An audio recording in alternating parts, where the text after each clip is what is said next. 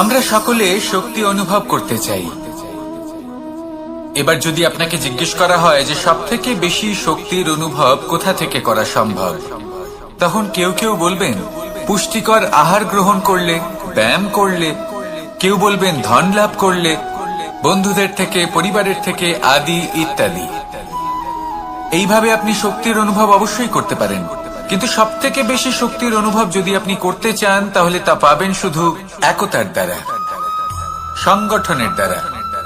যদি আপনাকে উদাহরণ দিই, নিজের এই হাতটাকে দেখুন, 5টা আঙুল রয়েছে। কোনো একটা বস্তুকে নিজের একটা আঙুল দ্বারা তুলে ধরার চেষ্টা করে দেখুন, বড়ই কষ্ট হবে। তখন আপনি বুঝতে পারবেন যখন এই 5টি আঙুল একত্রিত হয় তখন কোনো কাজ কতটা সহজ হতে পারে। এটাই হলো শক্তি, একতার। সব থেকে ভালো উদাহরণ যদি আপনাকে দিই তাহলে বাঁশি। এই বাঁশি থেকে অত্যন্ত মধুর সুর নির্গত হয় যা সবার মন প্রসন্ন করে দেয়। এই কথা সত্যি, কিন্তু এই বাঁশি আমি একটা বা দুটো আঙুল দিয়ে বাজাতে পারবো না। আমাকে প্রত্যেকটা আঙুল ব্যবহার করতেই হবে, তবেই এর থেকে মধুর সুর নির্গত হবে যা সকলকে প্রসন্ন করবে, ঠিক কিনা? ঠিক এইভাবেই যদি আপনি চান যে আপনার জীবনরূপী বাঁশি থেকেও মধুর সুর নির্গত হোক বা সবার মনকে প্রসন্ন করে তুলুক, তাহলে আপনাকেও জীবনে একতা নিয়ে আসতেই হবে। আপনি একাও কর্ম করতে পারেন, পথ চলতেও পারেন, সামনেও এগোতে পারেন, সাফল্যও লাভ করতে পারেন। কিন্তু যখন সকলে একসাথে এগোবেন, সেই পথে চলবেন, সেই কর্মই করবেন, তখন লক্ষ্যে অবশ্যই পৌঁছবেন, সাফল্য অবশ্যই লাভ করবেন। কিন্তু সেই সাফল্য এবং তার আনন্দর সংমিশ্রণটাই একটু অন্যরকম হবে। তাই জীবনে ঐক্যবদ্ধ হন, একসাথে মিলে এগোতে থাকুন, আর আমার সাথে ভালোবেসে বলুন রাধা রাধা। মানুষের জীবনে 2 ধরনের আবেগ থাকে যা চিরকাল তার সাথে বসবাস করে। প্রথম, স্বপ্ন। দ্বিতীয়, অজুহাত। মানুষ হাজার হাজার স্বপ্ন দেখতে পারে। আমাকে এই কাজ করতে হবে, আমাকে ওখানে ঘুরতে যেতে হবে, আমার জীবনে এই অসম্ভব কাজ বাস্তবায়িত করে দেখাতে হবে, আদি ইত্যাদি। এবার ঠিক যেমন স্বপ্ন দেখেন সেইভাবে অজুহাতও খুঁজে নিয়ে আসেন। আমি এই স্বপ্ন পূরণ করতে পারলাম না, কারণ আমাকে কেউ সাহায্যই করল না, কারণ আমি দুর্বল হয়ে পড়েছিলাম, কারণ আমার কাছে সময়ই ছিল না, আদি ইত্যাদি। এবার সাফল্য এবং অসফলতার মাঝখানে এই ধরনের সংঘর্ষ হতে থাকে। সাফল্য তখন লাভ করা সম্ভব যখন আপনার স্বপ্ন আপনার অজুহাতের থেকে অনেক বড় হয়, আর অসফলতা তখন পাবেন যখন আপনার অজুহাত আপনার স্বপ্নের থেকে অনেক বড় হয়। আপনি যদি সাফল্য লাভ করতে চান তাহলে চেষ্টা করতে থাকুন, পরিশ্রম করুন। যদি অসফল হন তাহলে ভয়ভীত হওয়ার কোনো প্রয়োজন নেই। নিজের ভুল বুঝুন, তাকে শুধরে নিন, আবার চেষ্টা করুন। কিন্তু যদি নিজের জীবনে অজুহাত নিয়ে আসেন তখন স্বপ্ন কখনো পূরণ হবে না। আসুন আমার সাথে ভালোবেসে বলুন রাধা রাধা। আমার জীবনে পরিচয় হয়েছে অনেক ব্যক্তির সাথে, ভিন্ন ভিন্ন ধরনের মানুষ। এনাদের সাথে আলাপ হয়ে খুব ভালো লেগেছে, অনেক শিক্ষাও লাভ করেছি। আমি তাদের সাথেও আলাপ করেছি যারা অনেক উচ্চ স্তরে পৌঁছে গেছেন, আবার তাদের সাথেও যারা নিজেদের জীবনে বিশেষ কিছু করতে পারেননি। তাদের সাথেও পরিচয় হয়েছে যারা সফল, আবার তাদের সাথেও যারা অসফল।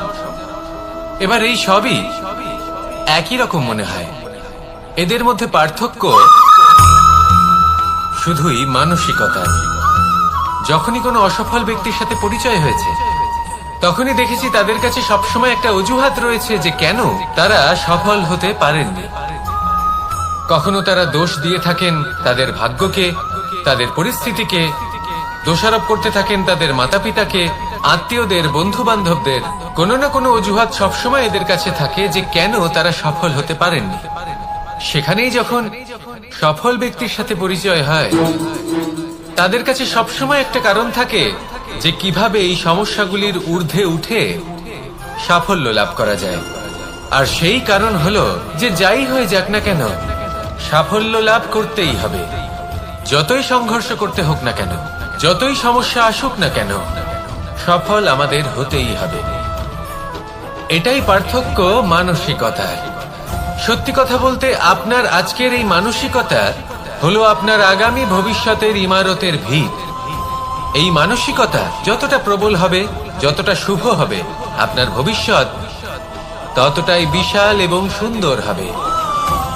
তাহলে সমস্যার উপর নয়, সাফল্যের উপর মনোযোগ কেন্দ্রীভূত করুন, জীবনে এগোতে থাকুন, আর আমার সাথে ভালোবেসে বলুন, রাধা রাধা।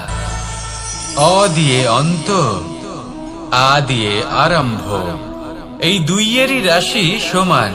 যদি আপনি মন দিয়ে দেখেন তবে দেখবেন এদের সম্পর্ক খুবই নিবিড়। কিভাবে? যখন কোনো কিছু শুরু হয় এটা নিশ্চিত হয়ে যায় যে তা সমাপ্তও হবে। আরম্ভই যদি না হয় তা সমাপ্তও হবে না। যা আরম্ভ হয়েছে তার সমাপ্তি হলো অবশ্যম্ভাবী। এটাই হলো প্রকৃতির নিয়ম, একে এড়ানো যায় না। এবার এই কথা আমরা সকলে জানি। এবার মানুষ কি ভাবে যে সমাপ্তির পরে কি হতে পারে, এর উত্তর তাদের কাছে নেই। তাদের উচিত অন্য কোনো বিষয় ভাবা যা বেশি গুরুত্বপূর্ণ। এবার মানুষ এটা জানে না যে মৃত্যুর পরে কি হতে পারে, কিন্তু এই কথা অবশ্যই জানে যে জন্ম থেকে মৃত্যু পর্যন্ত এই সময়, যাকে আমরা জীবন বলে থাকি, এই সময় আমরা কর্ম করতে পারি। এই কথা তো আমরা জানি। তাহলে এমন কি কর্ম করা যেতে পারে যা আমাদের সমাপ্তির পরও আমাদের প্রাসঙ্গিক করে রাখতে পারে, এই বিষয়ে ভাবা উচিত। যে জন্মগ্রহণ করেছে তার মৃত্যু হবেই, এটা সাধারণ বিষয়। কিন্তু ইতিহাস আজও সেই সকল মানুষজনকে স্মরণ করেন যাদের এই সংসার তাদের মৃত্যু নয়, বরং তাদের জীবনকালে যে কর্ম তারা করেছেন তার দ্বারা মনে রাখেন। সেই কর্মের কারণে এই সংসারে তাদের নাম, তাদের কর্ম, তাদের ব্যক্তিত্ব, তাদের কীর্তি অমর হয়ে থাকে এবং থাকবে। আপনার কাছে এতটা সময় নেই যতটা আপনার মনে হচ্ছে আপনার কাছে আছে। সেই জন্য যত শীঘ্র সম্ভব শ্রেষ্ঠ কর্ম করুন, যতটা পারবেন ততটা অধিক সুকর্ম করুন। এই সংসারে নিজেকে অমর করে তুলুন আপনার মৃত্যুর পরেও, আর আমার সাথে ভালোবেসে বলুন, রাধা রাধা। দীপাবলি আমাদের সবথেকে বড় উৎসব। শ্রীরাম রাবণকে পরাস্ত করে 14 বছরের বনবাস কাটিয়ে আবার অযোধ্যায় ফিরে এলেন অমাবস্যার রাত্রে। অযোধ্যায় সবাই খুব প্রসন্ন ছিলেন, খুবই উৎসাহিত ছিলেন। অযোধ্যায় সহস্র প্রদীপ প্রজ্বলিত করা হয়েছিল এই উৎসবে। একে আমরা দীপাবলি বলে থাকি। এবার এই বিষয়ে আমরা সকলে জানি। আপনি কি এটা জানেন যে শ্রীরাম বাস্তবে অমাবস্যার এক রাত আগেই অযোধ্যায় পৌঁছে গেছিলেন? সবার সামনে অমাবস্যার রাতে এসেছিলেন। এর কারণ কি? শ্রীরাম প্রমাণ করতে চেয়েছিলেন যে যে কোনো সময়, দিন হোক বা রাত, শুভ বা অশুভ হয় না। শুভ অশুভ কিছু থাকলে তা হলো মানুষের চিন্তা, তার ভাবনা, তার নির্বাচন আর তার কর্ম। নিজেই দেখে নিন, শ্রীরাম শুভ কাজ করে ফিরেছিলেন এবং অমাবস্যার মতো গভীর এক রাত্রিকেও দীপাবলিতে পরিবর্তিত করেছিলেন। এমনটাই যদি আমরা করতে পারি, তাহলে এমন কোন গৃহে যান যেখানে অসহায় ব্যক্তি রয়েছেন, যা অন্ধকারাচ্ছন্ন, আর সেখানে প্রকাশ প্রজ্বলিত করুন। প্রকাশ সহায়তা, প্রেরণার, আশার। যদি এমন কিছু আমরা করতে পারি তাহলে তাকে প্রকৃত অর্থে দীপাবলি বলা যেতে পারে। তাহলে নিজের পরিবারের সাথে দীপাবলি পালন করুন। আপনাদের শুভেচ্ছা জানাই। আসুন আর আমার সাথে ভালোবেসে বলুন, রাধা রাধা। কোনো এক সময়ের কথা, একজন জেলের একটা ছোট্ট পুত্র ছিল। সে ভাবলো যে আমি আমার বাবার মতোই মাছ ধরব। তখন সে একটা লাঠি নিল, তাতে দড়ি বাঁধল, আর সেই দড়ির মুখে যে কাঁটা বিঁধে থাকে তাতে চারা ঝুলিয়ে জলে ফেললো আর বসে থাকলো। কিছু সময় পরে জলে একটি তরঙ্গ দেখা গেল। ও বুঝতে পারলো খুব বড় একটা মাছ ফাঁদে পড়েছে। ও বল প্রয়োগ করলো, সেটা টানার চেষ্টা করলো। মাছও বল প্রয়োগ করলো, আর শেষে যেটা হলো, সেই দড়ি ছিঁড়ে গেল আর মাছ বেঁচে পালিয়ে গেল। দেখুন, ও অনেক চেষ্টা করলো কিন্তু অসফল হলো। কখনো অধিক বল প্রয়োগ করলো, আবার কখনো কম বল, কিন্তু কিছুতেই সফল হলো না। ও পঞ্চমবার প্রচেষ্টা করলো, না বেশি বল প্রয়োগ করলো না কম, ততটাই বল প্রয়োগ করলো যতটা পর্যাপ্ত, ঠিক ততটাই বল যতটা বল সেই মাছ প্রয়োগ করলো। আর শেষ পর্যন্ত জীবনে প্রথমবার ও মাছ ধরতে সফল হলো। এবার এই কথার সারমর্ম কি? ভারসাম্য। এটাই হলো জীবনের সবথেকে বড় নিয়ম। আমাদের সবার জীবনে সমস্যা রয়েছে, কখনো মন দিয়ে ভেবে দেখবেন, জীবনে যদি কোনো ক্ষুদ্র সমস্যা বা ছোট সমস্যা থাকে আর সেটা সমাধান করার জন্য আপনি বেশি চেষ্টা করছেন, তাহলে তার দ্বারা সমাধান হয় না, বরং আরো বিপদ বেড়ে যায়। যখন কোনো বড় সমস্যা থাকে আর আপনি কম চেষ্টা করতে থাকেন, তখন সমাধান হয় না, তা চলতেই থাকে। শুধু এটাই হলো ব্যাপার। জীবনের সমস্ত সমস্যার একটা ভারসাম্য বজায় রাখা, যদি এটা আপনি শিখে ফেলতে পারেন, জীবনটা আপনার হাতের মুঠোয় থাকবে। আসুন আমার সাথে ভালোবেসে বলুন, রাধা রাধা। আপনি কখনো কোনো বাজকে নিজের বাসা বানাতে দেখেছেন? এই বাজ যখনই কোনো বাসা বানায় তখন উঁচু গাছের ডালে বা কোনো পর্বতের শিখরে বাসা বানায়, অনেক উচ্চতায়, আর সেখানে তার সন্তানও জন্মগ্রহণ করে। যখন এই সন্তানেরা জন্মায় তখন এই বাজ খুবই ভালোবেসে এবং খুব সাবধানে এদের পালন পোষণ করে, নিজের ঠোঁট দিয়ে তাদের ঠোঁটে খাবার পরিবেশন করে। কিন্তু যেই সেই সন্তানেরা হৃষ্টপুষ্ট হয়ে যায় এবং সেই কথা বাজ নিজে বুঝতে পেরে যায়, সেই বাজ নিজেই সেই বাসা ছিন্ন ভিন্ন করে দেয়।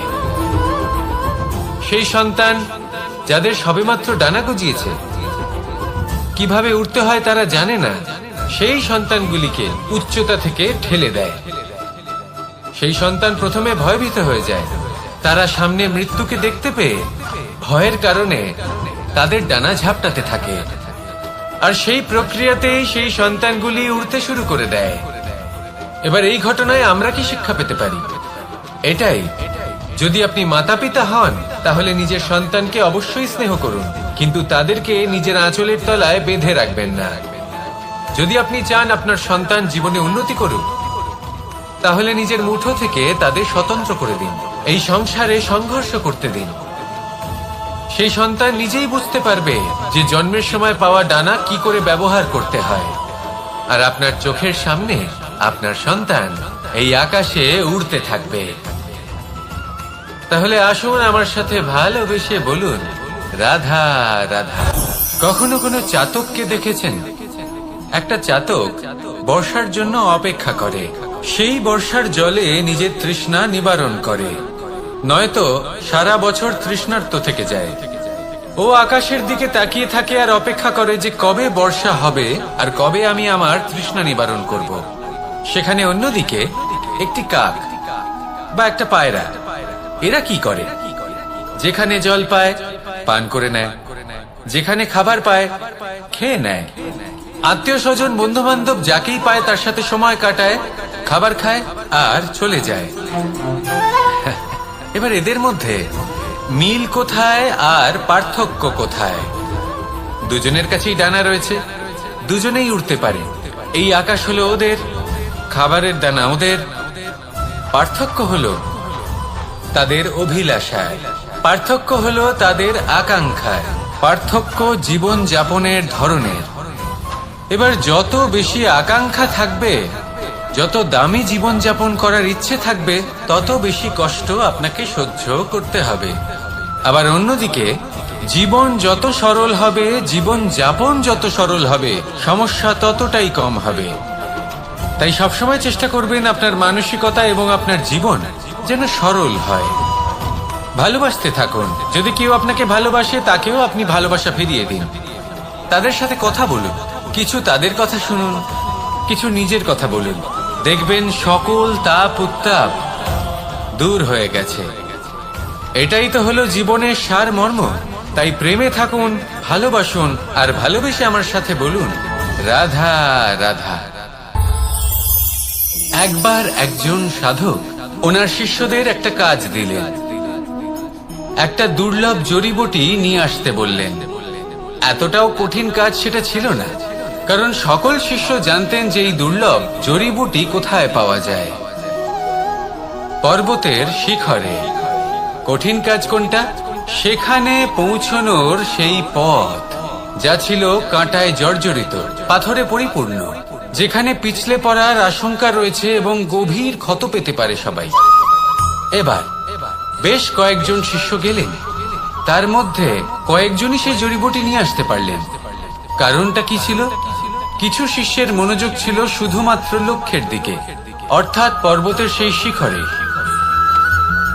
কিছু শিষ্যের মনোযোগ ছিল পথের এই সংকটগুলির ওপর। কিছুজন নিজের সমস্ত মনোযোগ, সমস্ত শক্তি কেন্দ্রীভূত করলেন শুধুমাত্র লক্ষ্যের দিকে। বাকিরা মনোনিবেশ করলেন এই সংকটের থেকে নিজেকে বাঁচাতে। কিন্তু যাদের মনোযোগ শুধু লক্ষ্যের দিকে ছিল, শুধু তারাই জড়িবুটি নিয়ে আসতে পারলেন। কারণ কি ছিল? একটা সহজ ব্যাপার যা আমাদের বুঝতে হবে। আমরা যদি লক্ষ্যে পৌঁছতে চাই, তাহলে বিপদের সম্মুখীন তো আমাদের হতেই হবে, আর কোনো বিকল্প নেই। যন্ত্রণাও হবে, পায়ে কাঁটাও হয়তো ফুটতে পারে, হয়তো পড়েও যেতে পারেন, হয়তো রক্তপাতও হতে পারে। কিন্তু তার সাথেই সাফল্য অর্জনের যে আনন্দ, সেটাও পাওয়া যায়। সেই জন্য নিজের মনোযোগ সবসময় লক্ষ্যের দিকে রাখুন, পথের সেই বিপদগুলির দিকে নয়। সত্যি কথা বলতে, এই বিপদ এটা কিছুক্ষণের, আজ আছে কাল নাও থাকতে পারে। কিন্তু যদি লক্ষ্যকে প্রাপ্ত করতে পারেন, তাহলে তার আনন্দ আপনার সাথে সারা জীবন রয়ে যাবে। তাহলে লক্ষ্য প্রাপ্ত করুন আর আমার সাথে ভালোবেসে বলুন, রাধা রাধা। এই সংসারে সবাই বলেন আমি অর্জুনের মতো হয়ে উঠতে চাই। সবাই চায় যে তারাও যেন অর্জুনের মতো গান্ডীব লাভ করে। তারাও চায় যে তাদেরকেও মহাদেব এসে পশুপতি অস্ত্র দান করবেন। তারাও এটাই চায় মহাভারতের মতো মহাসংগ্রামে বিজয়ী হতে। কিন্তু সবাই ভুলে যান যে অর্জুন যা হতে পেরেছিলেন সবকিছুই অর্জন করেছিলেন। যদি আপনিও অর্জুনের মতো গান্ডীব লাভ করতে চান, তবে আপনাকেও তার মতোই শ্রেষ্ঠ কাঠ নির্বাচন করতে হবে। সেই কর্ম আপনাকেই করতে হবে। তার প্রত্যঞ্চা যাতে তীব্র হয়, তার জন্য আপনাকে সর্বশ্রেষ্ঠ দড়ি খুঁজে বের করতে হবে। আপনার বাণ যাতে ঘাতক হয়, সেই জন্য আপনাকে নতুন নতুন ধাতু খুঁজে বের করতে হবে। সেই শিক্ষা আপনাকে লাভ করতে হবে, তবেই আপনার ইচ্ছে পূর্ণ হবে। অর্জুন হওয়া বড়ই সরল, যদি আপনি কিভাবে অর্জন করতে হয় তা জানেন। শুধুমাত্র স্বপ্ন দেখেন যারা, তারা কখনোই অর্জন করতে পারবেন না। কিন্তু যদি কেউ অজ্ঞাতবাস ভোগ করতে পারে, যদি কেউ লাক্ষাগৃহ থেকে পালিয়ে বাঁচতে পারে, যদি কেউ কঠোর তপস্যা করতে পারে, প্রতীক্ষা করতে পারে এবং পরিশ্রম করতে পারে, তাহলে সে অর্জুন অবশ্যই হয়ে উঠবে। যদি আপনি অর্জুন হয়ে উঠতে চান, তাহলে কর্ম করতে শিখুন আর আমার সাথে ভালোবেসে বলুন, রাধা রাধা। বিগত দিনের কিছু কথা মনে পড়ে গেল। এক অদ্ভুত ঘটনা যা অমূল্য শিক্ষা দিয়ে যেতে পারে। বিষয় হলো যক্ষের সাথে যুধিষ্ঠিরের কথোপকথন। একবার যক্ষ যুধিষ্ঠিরকে জিজ্ঞেস করলেন, ওনাকে বললেন যে আমার কিছু প্রশ্নের উত্তর যদি আপনি দিতে পারেন, তাহলে আমি আপনার বাকি ভ্রাতাগণকে আবার জীবিত করে তুলব। সেগুলোর মধ্যে খুব গুরুত্বপূর্ণ আর কঠিন একটা প্রশ্ন ছিল, এই সংসারের সব থেকে শ্রেষ্ঠ আশ্চর্য কোনটি? এই প্রশ্ন আমি আপনাকে জিজ্ঞেস করছি। এবার কেউ বলবেন স্বর্ণ দ্বারা নির্মিত লঙ্কা, এটি হলো সংসারের সব থেকে বড় আশ্চর্য। কেউ বলবেন বরফে ঢাকা সেই পর্বত যা আকাশ স্পর্শ করে। কেউ বলবেন সেই সমুদ্র যার গভীরতা মাপা অসম্ভব ব্যাপার। কেউ বলবেন সেই বায়ু যা আমরা দেখতে পাই না, কিন্তু তা আমাদের জীবন দান করে। সংসারের সব থেকে বড় আশ্চর্য কি, সেই প্রশ্নের উত্তর যুধিষ্ঠির দিয়েছিলেন, আর তা ছিল শ্রেষ্ঠ উত্তর এবং উচিত। উনি বলেছিলেন যে সংসারে প্রতিদিন কোনো ব্যক্তি জন্ম, চেষ্টা করুন যাতে আপনি যে কাজ করছেন তার দ্বারা যেন অন্যের মঙ্গল হয়। এই প্রচেষ্টাই আপনার জীবনকে প্রসন্নতা আর প্রেম দ্বারা ভরিয়ে তুলবে। এই মন সুপ্রসন্ন হয়ে বলবে, রাধা রাধা।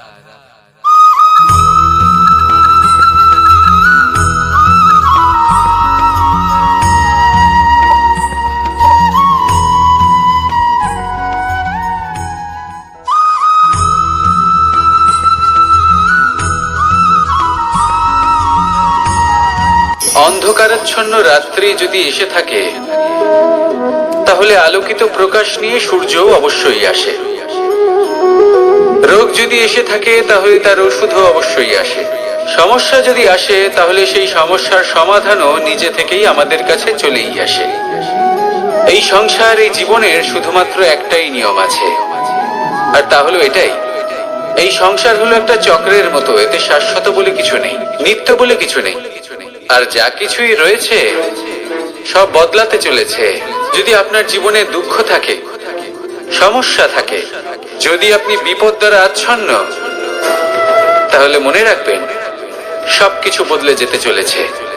দুঃখের সময় কাঁদবেন না, মনকে আরো দুঃখী করে তুলবেন না, কারণ এখানে যা কিছুই এসেছে তা যাওয়ার জন্যই এসেছে। তাহলে এত চিন্তা কিসের? আনন্দ সহকারে জীবন যাপন করুন, আর আমার সাথে ভালোবেসে বলুন, রাধা রাধা। যদি কোনো সিংহ বানরের মতো গাছে চড়তে চেষ্টা করে, তাহলে কি হবে? একটা মাছ যদি মাটিতে হাঁটতে চেষ্টা করে, তাহলে কি হবে? তারা বিফলই হবে। কিন্তু এরকম কেন হয়? তার কারণ হলো প্রকৃতির রচনা কিছুটা এরকম। এখানে প্রত্যেকটি ব্যক্তিকে, প্রত্যেকটি প্রাণীকে আলাদা আলাদা গুণের অধিকারী করা হয়েছে, এবং সকলকে একটা সীমাও প্রদান করা হয়েছে।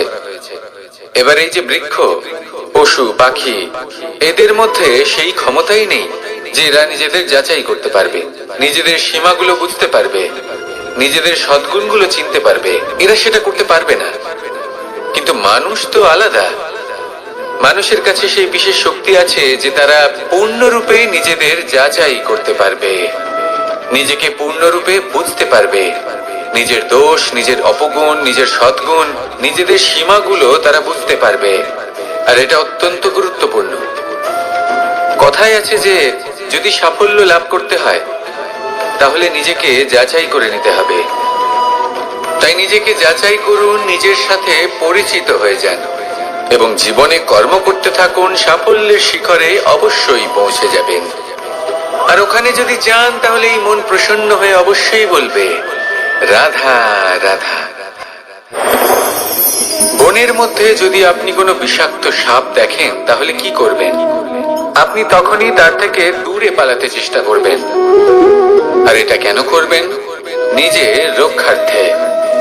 এই কথা আমি নয় মেনে নিলাম, কিন্তু নিজের জীবনে এটা করেন না কেন? আপনি যেখানেই যান, যে স্থানেই যান না কেন, প্রত্যেক সময়, প্রত্যেক মুহূর্তে এমন বিষাক্ত সাপ আপনি অবশ্যই খুঁজে পাবেন।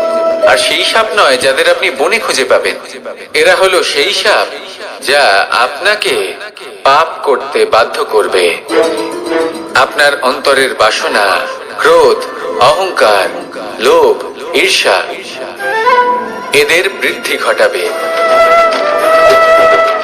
দেখুন, বনের এই সাপ আপনাকে একবার ছেড়ে দিতেও পারে, ছোবল নাও মারতে পারে, কিন্তু এই যে পাপরূপী সাপ আছে, তা অবশ্যই ছোবল মারবে। কর্ম যদি করেন, তাহলে অবশ্যই ফল পাবেন। সেই জন্য যখনই কোথাও যাবেন, যদি এমন কাউকে দেখেন, যদি এমন কিছু দেখেন যে আপনাকে পাপ করতে বাধ্য করছে, তাহলে সেই মুহূর্তে সেখান থেকে পালিয়ে যান। যেমন বনের সাপ দেখে আপনি পালাতে থাকেন। সৎকর্মের রক্ষা অত্যন্ত আবশ্যক। আসুন আর আমার সাথে ভালোবেসে বলুন, রাধা রাধা। মনুষ্য জীবনের সব থেকে বেশি গুরুত্বপূর্ণ বিষয় হলো মনের একাগ্রতা। এই সংসারের যে কটি মহান কার্য সম্পাদন হয়েছে, তা হলো মনের এই একাগ্রতার একমাত্র ফল। আপনি অবশ্যই দেখে থাকবেন, অনেক ছোট বড় নদী যা বয়ে চলে, তাদের সামনে একটা বাঁধ নির্মাণ করা হয় সেই সব নদীর জল সঞ্চয় করতে। বাঁধ হয়ে গেলে প্রয়োজন মতো বা মনের ইচ্ছে মতো তাকে ব্যবহার করা সম্ভব। এবার এটাই আমাদের মনের সাথেও সম্ভব। আমাদের মনের একাগ্রতা আজকের দিনে দাঁড়িয়ে বিভিন্ন ধরনের বিকার, ক্রীড়া এবং ভোগের মধ্যে ভাগ হয়ে গেছে। একে একত্রিত করতে হবে, একটা বাঁধ নির্মাণ করতে হবে, কর্মের বাঁধ। আপনাকে শুধু এটাই করতে হবে, যেটা উচিত কর্ম সেটাই করুন, যেটা অনুচিত কর্ম সেটা করা থেকে নিজেকে বিরত রাখুন। ব্যাস, এই কাজটাই আপনি করতে থাকুন, মনের মধ্যে একাগ্রতার বাঁধ নির্মাণ করুন। আর একবার যদি তা নির্মাণ হয়ে যায়, তাহলে যখন চাইবেন, যেখানে চাইবেন, যতটা চাইবেন, একাগ্রতা প্রয়োগ করতে পারবেন। আর একবার যদি আপনি এটা শিখে যান, তাহলে এই সংসারকে বদলে ফেলার মতো কাজ আপনি করতে পারবেন, সমাজকে শোধরাবার মতো কাজ করতে পারবেন। তাহলে এই মনকে একাগ্র করুন আর আমার সাথে ভালোবেসে বলুন, রাধা রাধা। আমরা সবাই ফল খাই, কিন্তু আমাদের সেই ফলই প্রিয় হয় যে পরিপক্ক হয়ে ওঠে, যেটা নম্র হয়, আর যে ফল অনেক বেশি মিষ্টি আর সুস্বাদু হয়ে থাকে, যাদের রঙে বাহার দেখা যায়। সেইভাবে জীবনে আমরা নানান মানুষের সাথে পরিচিত হই, কিন্তু সেই মানুষই আমাদের মন ছুঁয়ে যায় যারা বিনম্র স্বভাবের, যাদের বাণী খুব মধুর, যাদের অন্তরে আত্মবিশ্বাসের একটা তেজ, একটা রং দেখা যায়। এবার এমন ব্যক্তি আমরা কি করে হব? ঠিক সেইভাবেই যেমন একটা ফল রোদ, বর্ষা, শীত, বায়ু এই সকল সংকটময় পরিস্থিতির সম্মুখীন হয়ে পরিপক্ক হয়ে ওঠে, সেইভাবেই মানুষ সংকটময় পরিস্থিতির সম্মুখীন হয়ে পরিপক্ক হয়ে ওঠেন। যদি এই সংকটের সম্মুখীন হন, তাহলে অভিজ্ঞ হবেন, আর এই অভিজ্ঞতাই শিক্ষা দিয়ে যাবে। এই অভিজ্ঞতা আমাদের শিখিয়ে দেয় যে আমাদের বিনম্র থাকতে হবে। অহংকার করে কোনো লাভ নেই। মধুর বাণীর যে কি মূল্য তা আমরা শিখতে পারি। এই অভিজ্ঞতাই আমাদের বুঝিয়ে দেয় যে উচিত অনুচিত কোনটা, আমাদের দৃষ্টিভঙ্গি তৈরি করে, আর এই দৃষ্টিভঙ্গি দ্বারা আত্মবিশ্বাস জাগ্রত হয়। সেই জন্য জীবনে কখনো বিপদ থেকে দূরে পালাবেন না, সেগুলোর সম্মুখীন হন, অভিজ্ঞতা লাভ করুন, তার থেকে শিক্ষা লাভ করুন, এইভাবেই পরিপক্ক হবেন। আসুন আমার সাথে ভালোবেসে বলুন, রাধা রাধা। ধন সঞ্চয় করা সম্ভব, আর সেই জন্য ধন সব থেকে বেশি মূল্যবান সম্পত্তি নয়। এবার আপনি বলবেন, এ আমি কি বলছি? এই ধন খুব মূল্যবান, আমরা সকলে অর্জন করতে ব্যস্ত। সেটা এই কারণে, কারণ আপনারা জানেন না এই সংসারের সব থেকে বেশি মূল্যবান সম্পত্তি কি। এ হলো সেই সম্পত্তি যা কখনো সঞ্চয় করা সম্ভব নয়। আপনার কাছে যতই ধন থাকুক, তা দিয়ে আপনি স্বাস্থ্য লাভ করতে পারেন, বাড়ি কিনতে পারেন, আদি ইত্যাদি, কিন্তু আপনি যতই ধনী হন না কেন, ফেলে আসা দিনের একটা মুহূর্ত আপনি লাভ করতে পারবেন না। এই একটা মুহূর্ত, এই সময়, এটাই হলো সংসারের সব থেকে মূল্যবান সম্পত্তি। একবার চলে গেলে তা কখনোই ফিরে আসে না। আর এই মুহূর্ত যতই চলে যাক না কেন, আমরা স্মৃতির মাধ্যমে সেগুলি যাপন করতে পারি, তার আনন্দ উপভোগ করতে পারি। আর যার সাথে আমরা সময় অতিবাহিত করেছি, তার স্মৃতিতে আমরা চিরকাল জীবিত থাকতে পারি। সেই জন্য সময় সব থেকে মূল্যবান সম্পত্তি, তাকে এইভাবে নষ্ট করবেন না। প্রত্যেকটা মুহূর্ত উপভোগ করুন, আনন্দ করুন, আর ভালোবেসে বলুন, রাধা রাধা। কনক, কি সুন্দর একটা শব্দ। এর অনেকগুলো রূপ রয়েছে, অনেকগুলো অর্থ রয়েছে। প্রথম অর্থ হলো স্বর্ণ, অর্থাৎ সম্পত্তি। দ্বিতীয় অর্থ ধুতুরা, অর্থাৎ গাছের ছোট একটা বীজ, যা কিনা অত্যন্ত শক্তিশালী হয়। যদি বেশি মাত্রায় এর প্রয়োগ করা হয়, তাহলে এটা বিষময় হয়ে উঠতে পারে। এই হলো সেই ধুতুরা, যার প্রয়োগ মহাদেবের পুজোতে করা হয়। এবার প্রশ্ন হলো এটাই যে এই স্বর্ণ এবং এই ধুতুরার মধ্যে মিল কি রয়েছে। মিল হলো এটাই যে এই দুটোই মানুষকে মত্ত করে তোলে। ধুতুরা মানুষকে তখন মত্ত করে যখন তাকে সেবন করা হয়, কিন্তু স্বর্ণ, ধন, সম্পত্তি, মানুষ এটা যতটাই অর্জন করে নেয় সেটাই যথেষ্ট। এই স্বর্ণ মানুষের ভাবনা চিন্তা করার ক্ষমতাকে বশ করে ফেলে। মানুষ সম্পত্তির লোভে মত্ত হয়ে ওঠে। কারণ যে যত চমৎকারী, যতটা অমূল্য হয়, তাকে সামলানো কিন্তু ততটাই কঠিন, তাই না? তাই মনে রাখবেন, ধন, স্বর্ণ, সম্পত্তি এগুলো ধুতুরার থেকেও অনেক বেশি বিষাক্ত হতে পারে। তাই এর ওপর আত্মসংযমের একটা কবচ পরিয়ে রাখবেন এবং বিবেকের শক্তির সাথে এগুলো প্রয়োগ করুন, তবেই কল্যাণ হবে। আসুন আমার সাথে ভালোবেসে বলুন, রাধা রাধা। মানুষের জীবনে তিনটি গুণ অত্যন্ত প্রয়োজনীয়: শ্রদ্ধা, বিনম্রতা, যোগ্যতা। যদি জ্ঞান লাভ করতে চান তাহলে শ্রদ্ধার প্রয়োজন, যদি মান লাভ করতে চান তাহলে স্বভাবে বিনম্র হওয়া প্রয়োজন, আর যদি মনোবাঞ্ছিত স্থান লাভ করতে চান তাহলে যোগ্যতার প্রয়োজন। বিষয়টা সহজ। শ্রদ্ধা আপনাকে জ্ঞান দেবে, নম্রতা আপনাকে মান, আর যোগ্যতা উচিত স্থান দেবে। কিন্তু যদি আপনি এই তিনটি গুণ সম্মিলিত করেন তাহলে এমন কিছু লাভ করবেন যা এই সব কিছুর থেকে অনেক ঊর্ধ্বে। সম্মান। আর এ হলো সেই সম্মান যা প্রত্যেক মানুষের নিজের জীবনে লাভ করতে চেষ্টা করা উচিত, কারণ এই হলো সেই সম্মান যার কারণে আপনি চলে যাওয়ার পরেও এই সংসার আপনাকে ভালোবাসবে আর মনে রাখবে। আসুন আমার সাথে ভালোবেসে বলুন, রাধা রাধা। জীবনে গতি অত্যন্ত গুরুত্বপূর্ণ, মতিও হলো গুরুত্বপূর্ণ, এবং তার থেকেও বেশি গুরুত্বপূর্ণ হলো সঙ্গতি। একটা জলের ফোঁটা, তার মধ্যে গতি থাকে, প্রকৃতির মধ্যে তা লাভ করার ইচ্ছে নিহিত থাকে, কিন্তু এই যে সঙ্গতি তা নির্ধারিত করে যে এই জলের ফোঁটা ঝিনুকের মুখে পড়ে মুক্ততে পরিণত হবে নাকি বিষাক্ত সাপের মুখে পড়ে বিষে পরিণত হবে।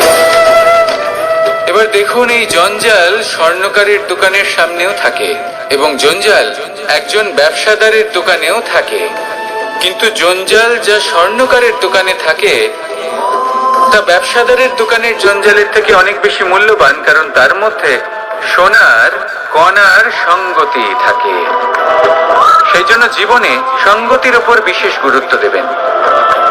যেমন সঙ্গতি তেমনই আপনি হবেন।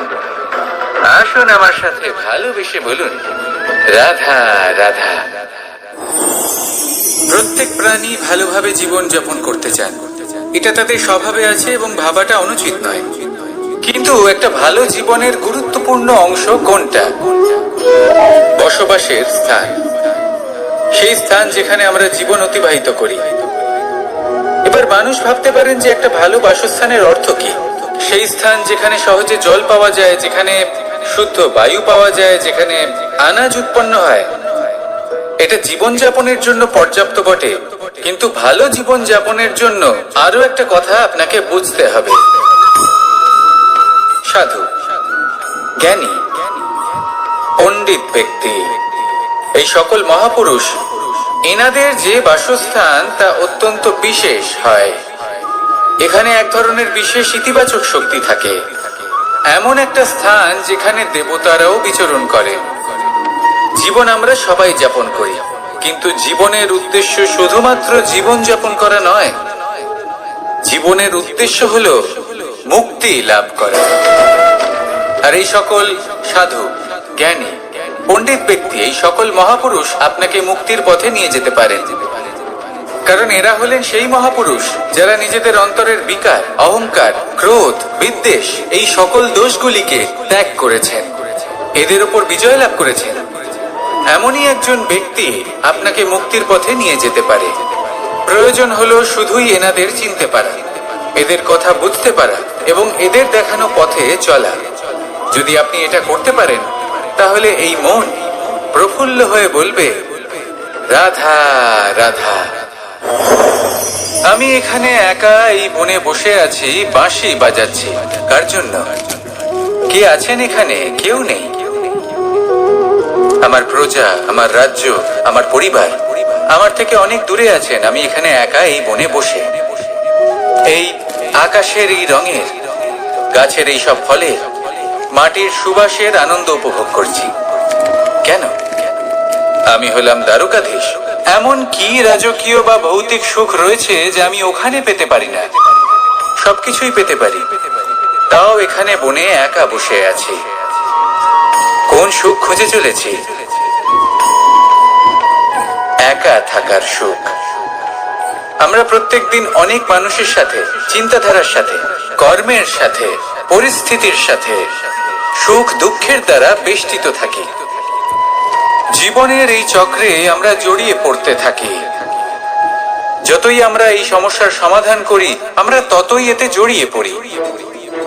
আমরা এতটাই জড়িয়ে পড়ি যে যখন আমরা আয়নায় নিজেদের দেখি, তখন আমরা নিজেদের চিনতেই পারি না।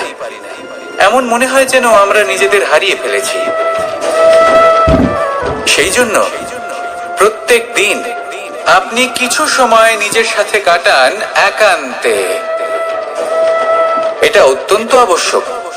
নিজের অস্তিত্বের গভীরে গিয়ে দেখতে শিখুন, নিজেকে বুঝুন।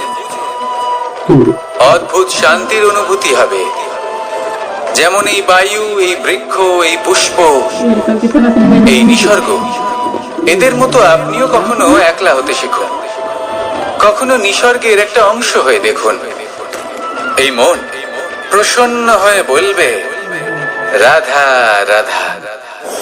ওমাই কি, আমি কখন থেকে এখানে অপেক্ষা করছি, হাত পেতে দাঁড়িয়ে রয়েছি যাতে একটা ফল আমার হাতে এসে পড়ে এবং সেটা আমি খেতে পারি। কখন থেকে অপেক্ষা করছি, কিন্তু সেটা হচ্ছেই না।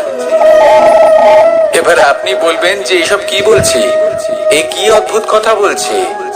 যদি ফল খেতে হয় তাহলে আমাকে বৃক্ষে চড়তে হবে, ফলের কাছে পৌঁছতে হবে, তবেই তো ফল পাবো। এবারে এটা অত্যন্ত সহজ ব্যাপার, কিন্তু এই বিষয়টা আপনি নিজের জীবনের প্রসঙ্গে ভেবে দেখুন।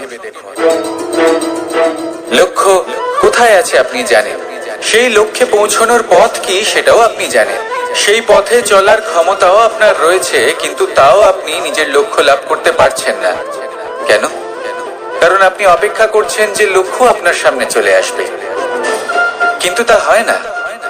লক্ষ্য সে যাই হোক না কেন, ধন হোক, প্রেম হোক, কোনো সম্মান হোক বা মোক্ষ হোক, যদি আপনি তার দিকে অগ্রসর না হন তাহলে ফল প্রাপ্তি অসম্ভব ব্যাপার, তা কোনোদিনই হবে না। সেই জন্য আপনার চোখের সামনে আপনি যদি নিজের লক্ষ্যকে দেখতে পান, তাহলে উঠুন এবং সেই দিকে অগ্রসর হতে শুরু করুন। নিজের অন্তরের সকল অশুভ গুণ দূর করুন, অলসতা ত্যাগ করুন, অজ্ঞানতা ত্যাগ করে দিন এবং চলতে থাকুন। অবশ্যই মনোবাঞ্ছিত ফল লাভ করতে পারবেন। মনে রাখবেন, চলতে থাকলে তবেই লক্ষ্য প্রাপ্তি হবে। অপেক্ষার দ্বারা শুধুমাত্র মৃত্যু লাভ হবে। আসুন আমার সাথে ভালোবেসে বলুন, রাধা রাধা। আমি দ্বারকাধীশ এবং আমার সভাতে বিভিন্ন সময় বিভিন্ন ধরনের মানুষ আসেন, নিজেদের দাবি নিয়ে, নিজেদের ইচ্ছে নিয়ে।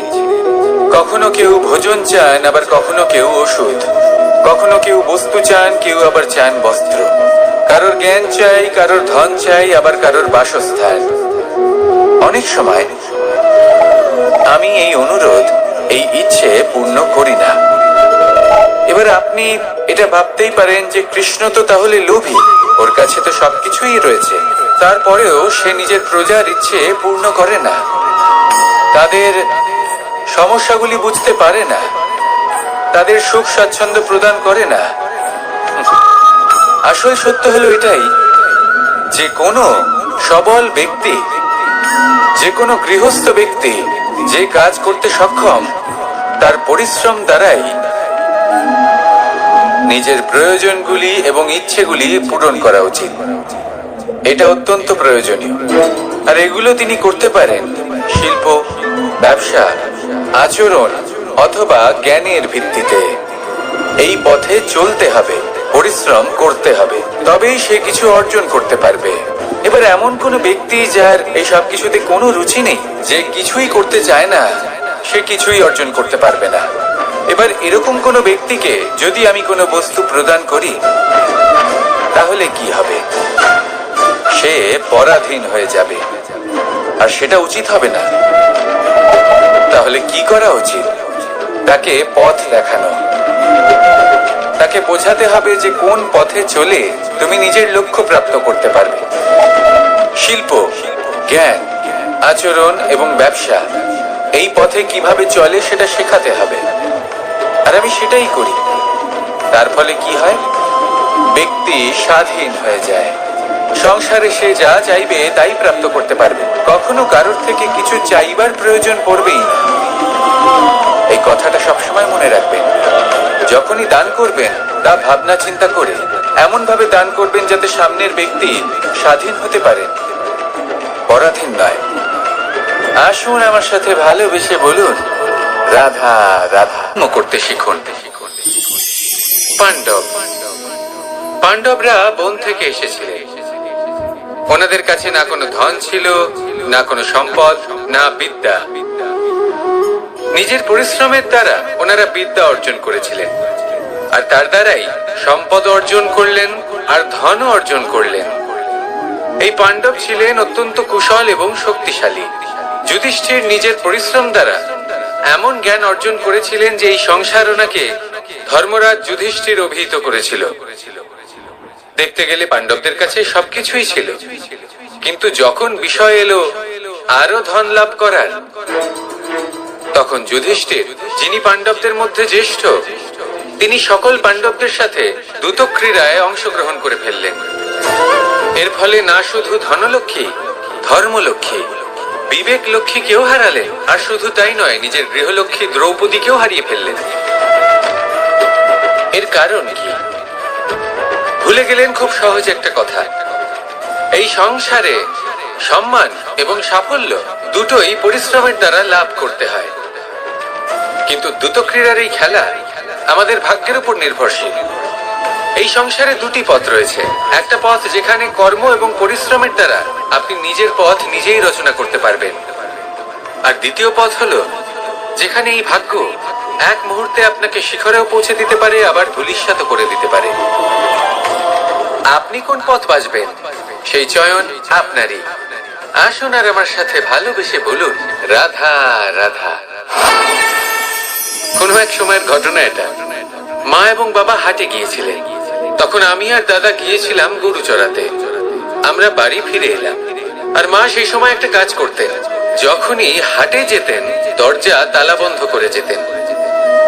উনি খুব ভালো করে জানতেন যে যদি ওনার এই মাখন চোর সঠিক সময় পৌঁছে যায় তাহলে এক ফোঁটাও মাখন ওনার অবশিষ্ট থাকবে না। এবার ঘটনা কিছুটা এরকম হলো যে মা আর বাবা মাঝে মাঝে হাটে যেতেন, তাই মাঝে মাঝেই দরজা তালা বন্ধ করতে হতো।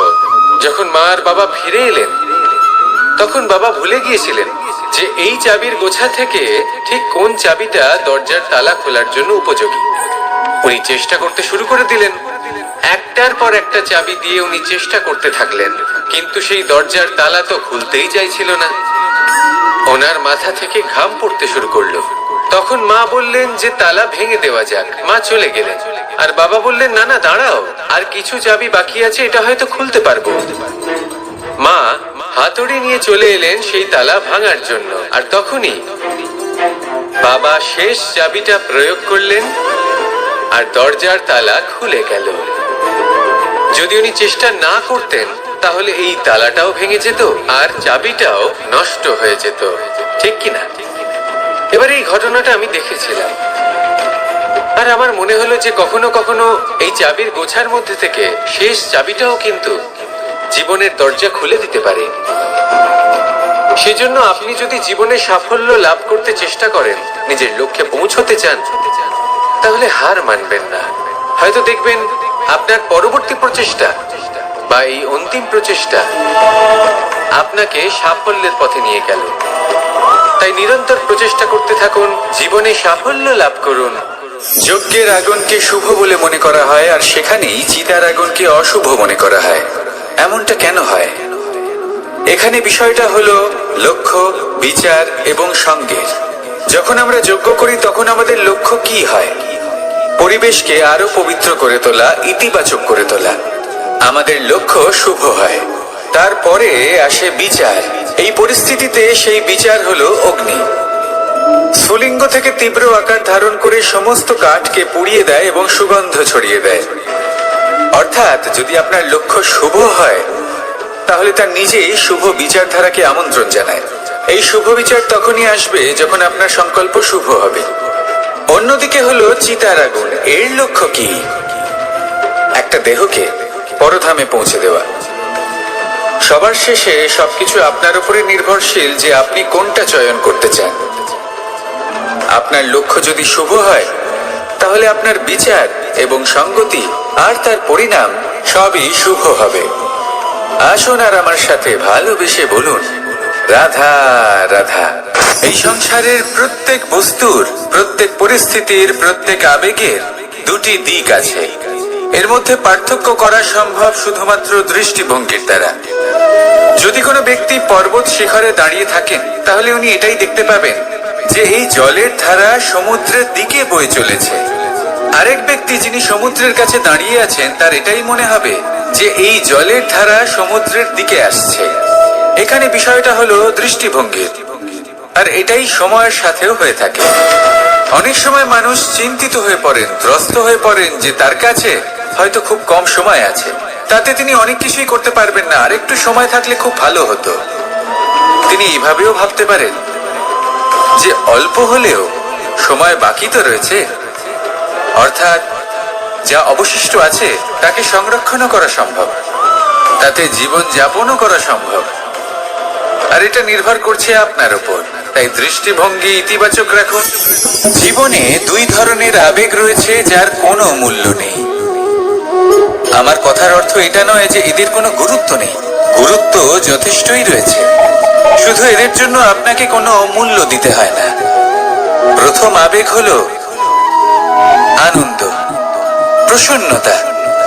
এটা আপনি যে কোনো জায়গায় খুঁজে পেতে পারেন যদি আপনি খুঁজে পেতে চান। আপনি কোনো পুষ্পের সৌন্দর্য দেখে প্রসন্ন হতে পারেন। বায়ুর কারণে যখন একটি বৃক্ষ শিহরিত হয় সেটা দেখে আপনি প্রসন্ন হতে পারেন। একটা ছোট্ট শিশুর কলরব শুনেও আপনি প্রসন্ন হতে পারেন। একটা ক্রন্দনরত বালককে হাসিয়ে আপনি প্রসন্ন হতে পারেন। সবকিছু আপনার উপর নির্ভরশীল। সেখানে আরেকটি আবেগ হলো দুশ্চিন্তা। মানুষ বড়ই দুশ্চিন্তা করতে থাকে। আজ আমি এই কাজ করেছি, সেই বিষয়ে চিন্তা। আজ আমি এই কাজ করতে পারিনি, সেই বিষয়ে চিন্তা। কাল আমাকে এই কাজ করতে হবে, সেই নিয়ে চিন্তা। আমি কি সেই কাজটা করতে পারবো, সেই বিষয়েও দুশ্চিন্তা। চিন্তা সর্বত্র রয়েছে, যার জন্য মূল্য দিতে হয় না। যত চান আপনি একত্রিত করতে পারেন। একটা গুরুত্বপূর্ণ কথা মনে রাখবেন, প্রসন্নতা জীবনের একটা নতুন সূত্রপাত। সেখানে দুশ্চিন্তা হলো জীবনের চিতার সমান। এবার এই দুটি আবেগ হলো মূল্যহীন, দুটোই আপনার সামনে আছে। কোনটা চয়ন করবেন আপনি, দুশ্চিন্তা নাকি প্রসন্নতা? সিদ্ধান্ত আপনারই। আসুন আর আমার সাথে ভালোবেসে বলুন, রাধা রাধা। ধন, সম্পত্তি, এগুলো আসলে কি? এগুলো শুধু সেই মূল্য যার দ্বারা আমরা কোনো কিছু অর্জন করতে পারি।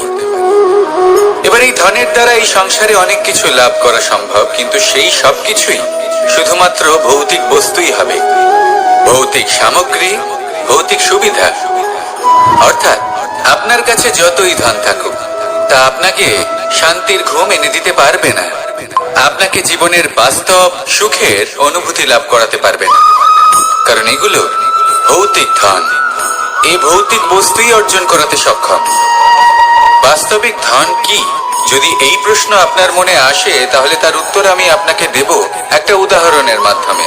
কখনো আপনি শুনে থাকবেন যে একজন পিতা আজীবন অনিষ্ট করেন, অনর্থ করেন, খারাপ কাজ করেন শুধু ধন অর্জনের জন্য। তিনি ভাবেন যে আমি ধন অর্জন করব আর নিজের সন্তানকে একটা উজ্জ্বল ভবিষ্যৎ প্রদান করব, একটা সুখ স্বাচ্ছন্দ্যময় জীবন দান করব। এবার সন্তান যখন জন্ম লাভ করে তখন সে ভাগ্যের জোরে সেই ধন ভোগ করে। যেরকম সে পায় সেরকমই তার ব্যবহার সে করে। কখনো আপনি এটাও দেখে থাকবেন যে সেই সন্তান সমস্ত ধন নষ্ট করে ফেলে, আর সেই পিতা যিনি সমস্ত ধন সঞ্চয় করেছেন, যিনি সেই ধনের প্রভু, আজ সেই ধনের প্রহরী হয়ে রয়েছেন। এবার এরকম কেন হয়?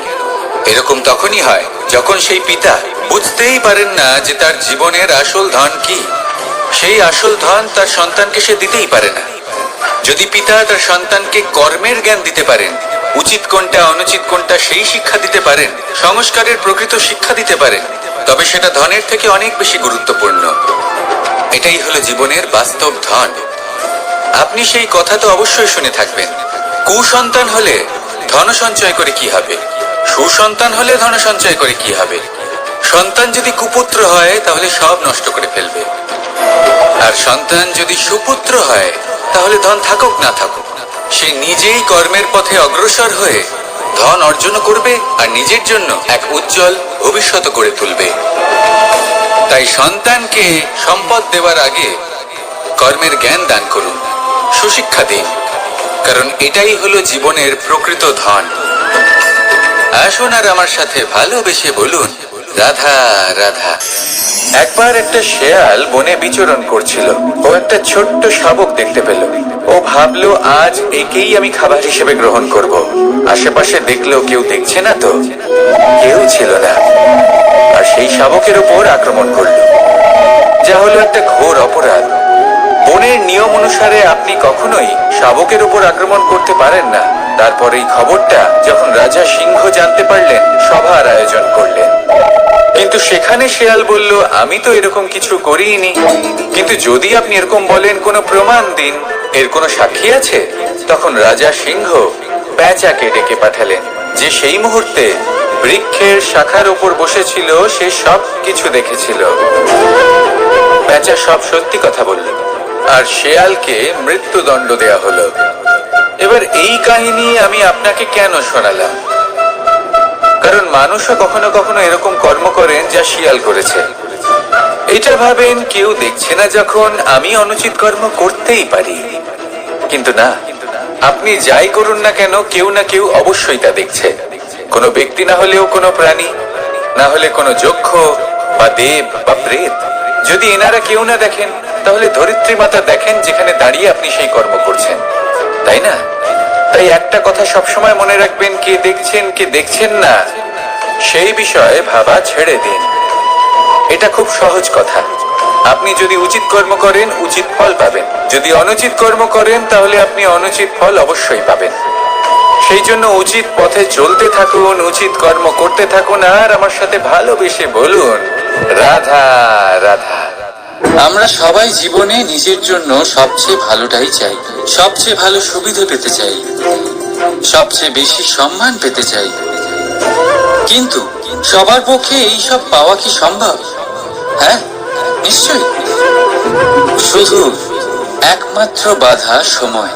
আমাদের জীবনের কোনো স্থায়িত্ব নেই। তাই যদি সময়ের সদ্ব্যবহার করেন তাহলে একটু সুবিধে হতে পারে। এবারে দেখুন, যাদের সবসময় স্বপ্ন দেখতে ভালো লাগে তার জন্য রাত্রি কম পড়ে যায়, আর যারা স্বপ্ন পূরণ করতে চান তাদের জন্য দিন কম পড়ে যায়। যারা সম্মান পেতে চান তাদের জন্য সব সময় পরোপকার কম পড়ে যায়, আর যারা জ্ঞান অর্জন করতে চান তাদের জন্য মনোসংযোগ। জীবনে যদি নিজের লক্ষ্যে পৌঁছতে চান তবে সময়ের বিভাজন আপনাকে ঠিক করতেই হবে। মনে রাখবেন, রাধা রাধা। লোকে বলে জীবনে মেলামেশা করা অত্যন্ত আবশ্যক। এতে সম্পর্কের আধারও হয়, আবার ব্যবসাও চলে। কিন্তু সবচেয়ে বেশি গুরুত্বপূর্ণ হলো ব্যবহার। তাই এই বিষয়ে ভাবুন, আপনার জীবনে কে আপনার সাথে মেলামেশা করবে তা নিশ্চিত করে সময়। আপনি আপনার জীবনে কার সাথে মেলামেশা করবেন তা নিশ্চিত করবে আপনার হৃদয়। আপনি যাদের সাথে মিশছেন তাদের হৃদয়ে আপনি কতক্ষণ থাকবেন তা নিশ্চিত করবে আপনার ব্যবহার। নিজের ব্যবহার ভালো রাখুন, সব ভালোই হবে। রাধা রাধা। এই ফুল দেখতে পাচ্ছেন আপনি? এটা সেই ফুল যার জীবন এই ডালে শুরু হয়েছিল। দর্শকদের চোখে প্রশংসা দেখল সে, মধুর লোভে মৌমাছিরা এলো, আর তারপর ডাল থেকে ভেঙে নিচে পড়ে গেল সে। কেন? নিয়তি এরকম কেন করল? ভাবুন, কারণ এই ডালেই ফুল হয়ে থাকাটা, এই ফুলের জীবনের লক্ষ্য কখনোই ছিল না। এবার এই ফুল হয় দেবতাদের সজ্জায় ব্যবহৃত হবে, নয় কোনো কন্যার গয়নায় গাঁথা হবে, আর নয় কারোর প্রেম প্রদর্শনের মাধ্যম হবে। দেখুন, জীবনে নিজের লক্ষ্যে পৌঁছতে হলে যাত্রাকে ভয় পেলে চলবে না। নিজের অস্তিত্ব তৈরি করতে হলে তাদের ছায়া থেকে আপনাদের দূরে যেতেই হবে যারা আপনাকে অস্তিত্ব প্রদান করেছেন। এটাই জীবনের নিরন্তর সত্য। রাধা রাধা। আমাদের সকলের জীবনে কখনো না কখনো পাথর দ্বারা আঘাত লাগেই, আর এই সংসারও আমাদের ওপরে কখনো না কখনো পাথর বর্ষণ করে। কখনো আমাদের খারাপ ভেবে, আর কখনো আমাদের অসফল ভেবে, কখনো আমাদের বুদ্ধিহীন ভেবে। কারণ অনেক আছে, কিন্তু এই পাথর দ্বারা আমরা আঘাত পাবো কি পাবো না তা সম্পূর্ণ আমাদের হাতে। হয় আপনি এই পাথরের আঘাত পেয়ে চোখের জলে ডুবে থাকতে পারেন, আর নয়তো যদি আপনি চান তাহলে এই পাথর দিয়ে সেতু বানিয়ে সকল সমস্যার সাগর অতিক্রম করতে পারেন। সিদ্ধান্ত আপনার। এই পাথর, এ হলো প্রতীক আমাদের নিন্দার, আমাদের আলোচনার। যে এই আলোচনা নাকারাত্মক ভাবে দেখবে সে শুধুমাত্র কষ্টই পাবে, আর যে এই আলোচনাকে নিজের বিকাশের আধার বানাবে সেই সাফল্যের চূড়ায় পৌঁছবে। তাই মনে রাখবেন, আলোচনা আপনার শত্রু নয়, আপনার সবচেয়ে বড় মিত্র। রাধা রাধা। মিষ্টি জল সবার পছন্দ, কিন্তু নোনতা জল কেউ পছন্দ করে না। এইবার ভাবার বিষয় হলো মুক্তো, যা সমুদ্রের গহ্বরেই তৈরি হয়। নোনতা জলের মধ্যে থেকেই প্রতি মুহূর্তে অন্য প্রাণীদের থেকে বেঁচে নিজের অস্তিত্বকে বাজি রেখে ঝিনুক মুক্ত প্রদান করে থাকে। কখনো ভেবেছেন কেন? কারণ সংকটের সম্মুখীন না হয়ে, চরম পরিস্থিতির সাথে না জড়িয়ে আপনার কখনোই সুখ প্রাপ্তি হবে না। তাই নির্ভীক হয়ে সংকটের সম্মুখীন হন, আর আমার সাথে ভালোবেসে বলুন, রাধা রাধা। আমরা সকলেই সময়ের গুরুত্ব বুঝি। সময় আমাদের তৈরি করে, আর সময়ই আমাদের নষ্ট করে দেয়।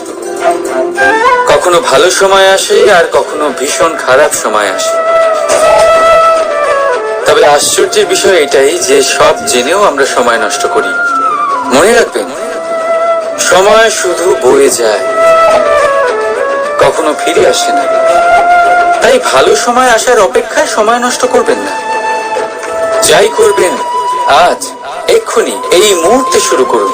তা সেটা কাউকে আনন্দ দেওয়াই হোক, বা নিজেকে বদলানোর চেষ্টা করা হোক, যাই হোক না কেন, বিলম্ব করবেন না।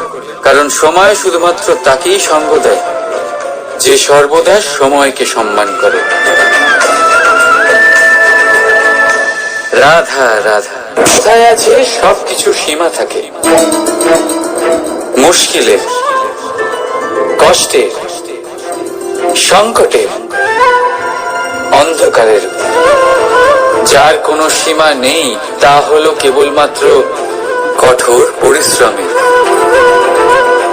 আপনি নিশ্চয়ই দেখেছেন, রাত্রি যতই অন্ধকারময় হোক, তারারা পরিশ্রম করে তার সাথে লড়তে থাকে, আর অবশেষে সকাল হয়েই যায়।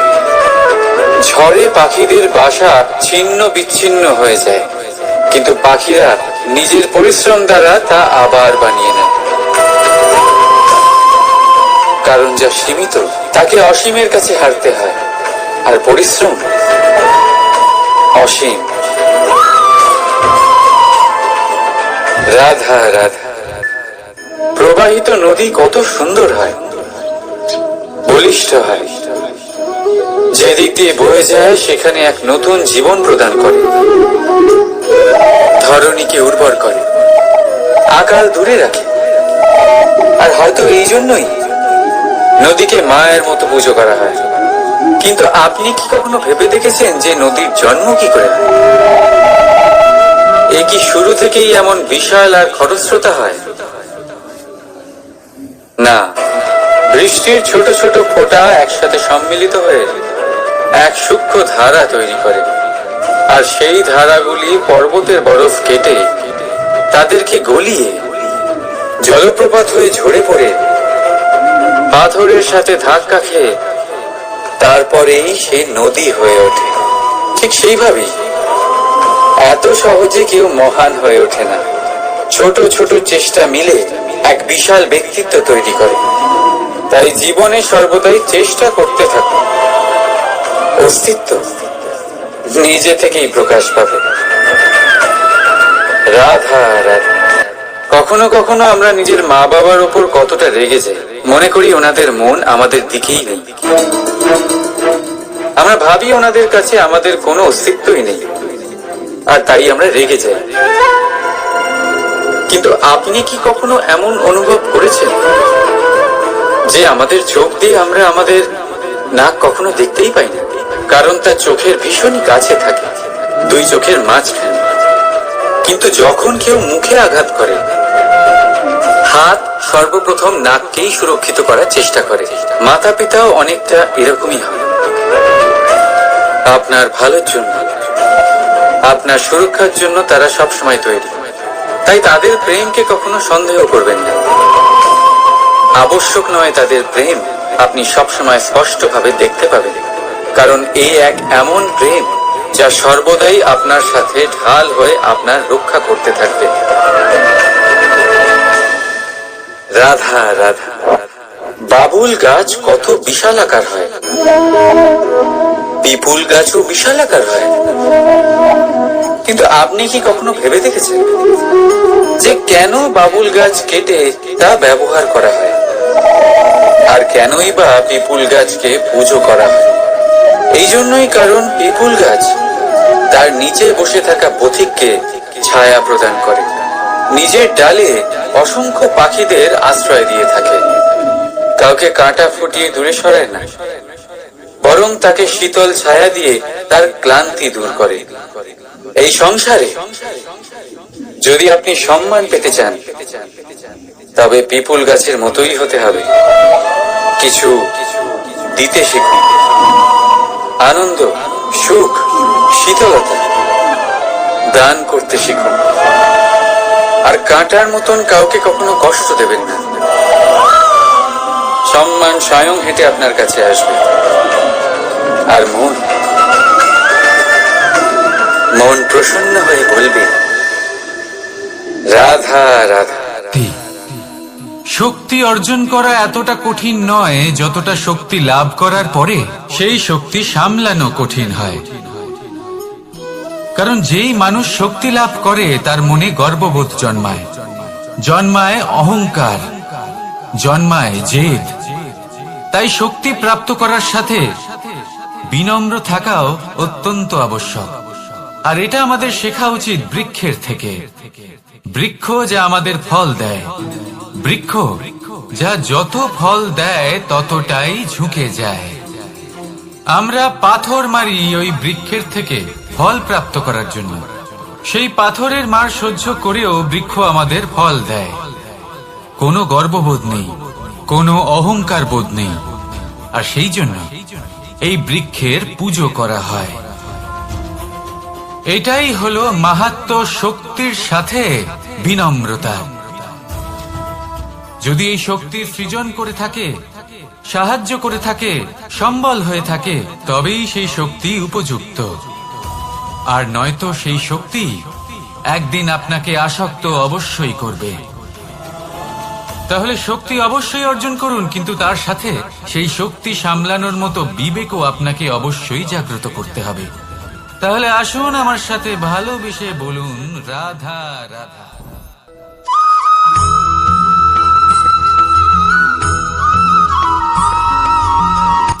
কথায় আছে, অন্ধকারে প্রদীপ প্রজ্বলিত করলে চতুর্দিক আলোকিত হয়। কিন্তু যদি এই প্রদীপ আমি সূর্যের আলোর সম্মুখে সকালবেলায় প্রজ্বলিত করে রেখে দিই, তাহলে কি হবে? আপনি বলবেন যে এটা করে তো কোনো লাভই হলো না, সূর্যের প্রকাশের সামনে এই প্রদীপ আসলে কিছুই নয়। এবার এই চিন্তা ভাবনা প্রত্যেক দিন করতে হবে, আর একটা অমূল্য শিক্ষা পেতে হবে। মনে করুন যে আপনি মহাপুরুষের সামনে বসে আছেন, কোনো মহাজ্ঞানীর সামনে, তাহলে সেই ব্যক্তির সামনে নিজের জ্ঞানের প্রদীপ প্রজ্বলিত করবেন না, নীরব থাকুন, আর সেই ব্যক্তির সূর্যের প্রকাশের মতো জ্ঞান প্রাপ্ত করুন। যতটা পারবেন জ্ঞান লাভ করুন। যদি এমন কোনো সময়, এমন কোনো স্থানে আপনি আছেন যেখানে চতুর্দিক অন্ধকার, কারোর কাছেই জ্ঞান নেই, সেখানে নিজের জ্ঞানের প্রদীপ প্রজ্বলিত করুন। এমন করলে দুদিক থেকেই আপনার লাভ হবে, আপনার জ্ঞান প্রাপ্তিও হবে, আর জ্ঞানের সঠিক প্রয়োগও করতে পারবেন। আর এই মন প্রসন্ন হয়ে বলবে, রাধা রাধা।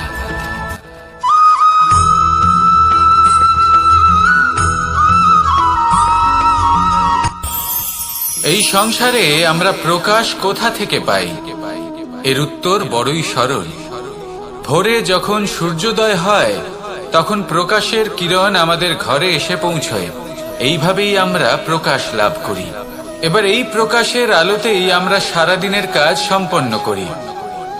সন্ধে হয়ে যায়, সূর্যাস্ত হয়ে যায়, আর আমাদের ঘর যাতে অন্ধকার না হয় তার জন্য আমরা একটা প্রদীপ প্রজ্বলিত করি। এটাই ঘটে আমাদের জীবনেও। এবার প্রবাহমান আয়ুর সাথে আমরা আমাদের অন্তরে যদি একটা প্রদীপ প্রজ্বলিত করে নিই, তাহলে বিষয়টাই অন্যরকম হবে। এবার আপনি বলবেন কোন প্রকাশের কথা বলছি যা আমাদের অন্তরে জাগ্রত করা সম্ভব? আমাদের আত্মার মাঝে প্রেমের প্রকাশ জাগ্রত করার কথা বলছি।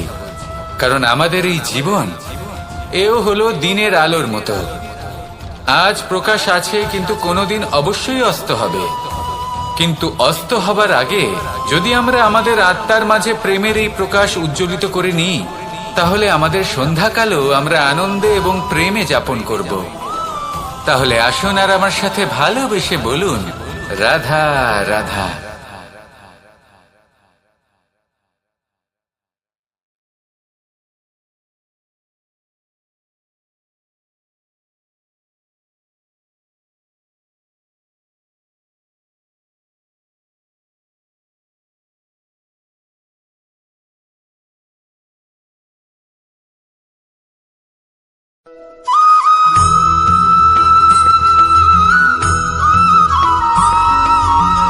কথায় আছে যে এমন কোনো অক্ষর নেই যার দ্বারা কোনো মন্ত্র হয় না, এমন কোনো বনস্পতি নেই যা নিজেই একটা ঔষধি নয়, পৃথিবীর এমন কোনো ব্যক্তি নেই যার মধ্যে কোনো যোগ্যতা থাকে না। শুধু প্রয়োজন হলো যে ব্যক্তিকে আমরা খুঁজে চলেছি তাকে সঠিকভাবে চিনে নেওয়া। যদি তার যোগ্যতা, তার বিশেষত্ব আমরা বুঝতেই না পারি, তাহলে আর লাভ কি রইল? এই সংসারে এমন অনেক ব্যক্তি রয়েছেন যারা ছোট ছোট অসফলতার কারণে আপনাকে এটা বলে দেবে যে আপনি কোনো কাজের নন, আপনি হলেন মূর্খ, আপনি কিছুই করতে পারবেন না। এইসব কথায় কখনোই বিশ্বাস করবেন না, কারণ আপনি এবং প্রত্যেকটি জীব এই পরমাত্মা এবং এই প্রকৃতির সৃষ্টি, যা অত্যন্ত বিশেষ। যদি আপনাকে উদাহরণ দিই, তাহলে একদিকে আছে তরোয়াল, একটা বড় লম্বা তরোয়াল, যার দ্বারা যুদ্ধ করা যায়, জয়লাভ করা যায়। আর অন্যদিকে রয়েছে একটা ছোট্ট সূচ, কিন্তু যে কাজ একটা ছোট্ট সূচ করতে পারে তা একটা তরোয়াল দ্বারা সম্ভব নয়। এর অর্থ হলো এটাই যে প্রত্যেকটা রচনা অত্যন্ত অমূল্য এবং অত্যন্ত বিশেষ হয়। তাহলে বিশ্বাস রাখুন যে আপনি অত্যন্ত বিশেষ একজন, আর প্রেমের সাথে বলুন, রাধা রাধা।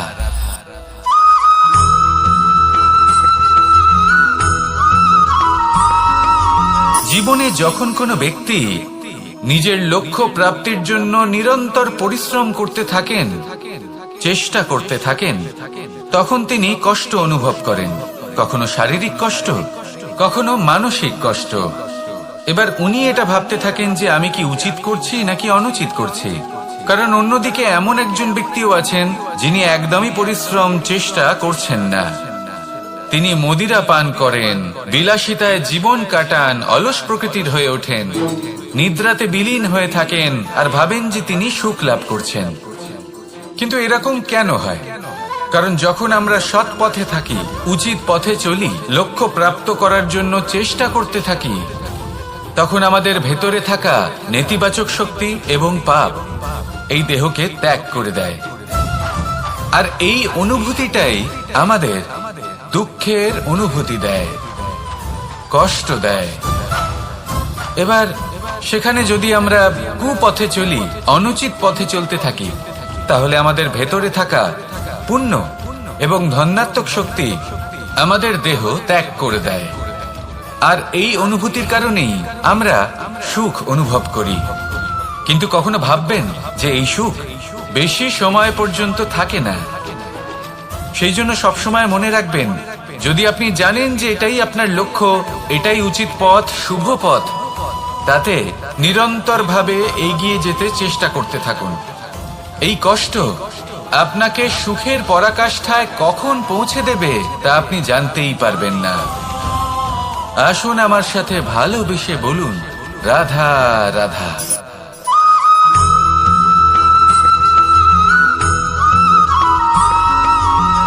এই দড়িটা দেখুন, ছোট ছোট রেশম দ্বারা তৈরি। এটা সরু সুতো দ্বারা তৈরি হয়েছে এটা, আর এ অত্যন্ত কোমলও বটে।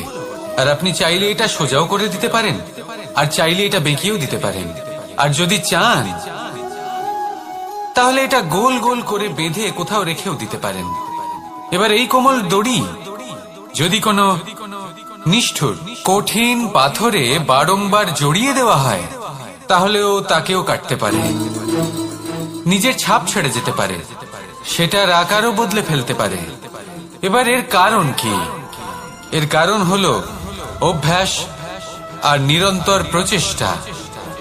যদি আপনিও চেষ্টা করেন আর নিরন্তর কর্ম করে যান, তাহলে আপনার প্রারব্ধ পাথরের মতো কঠিনই হোক না কেন, তাতে ভাঙন ধরিয়েও আপনি নিজের লক্ষ্যে অবশ্যই পৌঁছতে পারবেন। একটা গুরুত্বপূর্ণ কথা মনে রাখবেন, সুকর্মের অভ্যাস আর নিরন্তর প্রয়াস, এই হলো সাফল্যের মন্ত্র। তাহলে জীবনে এই মন্ত্র আনুন আর আমার সাথে ভালোবেসে বলুন, রাধা রাধা।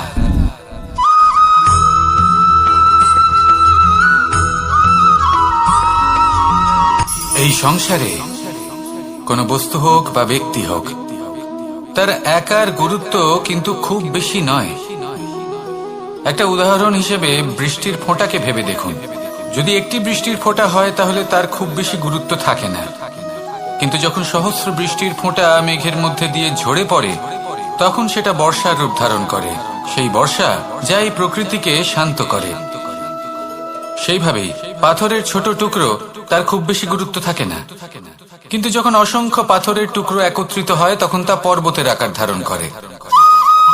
সেইভাবেই কিছু মানুষ যখন একত্রিত হন তখন তৈরি হয় পরিবার, কিছু পরিবার যখন একত্রিত হয় তখন তৈরি হয় সমাজ, যখন অনেক সংখ্যক সমাজ একত্রিত হয় তখন তৈরি হয় রাজ্য। এবার এই রাজ্যের সব থেকে গুরুত্বপূর্ণ ব্যক্তি হতে পারেন রাজা, কিন্তু তাও সেই রাজা একা কিছু করতে পারেন না।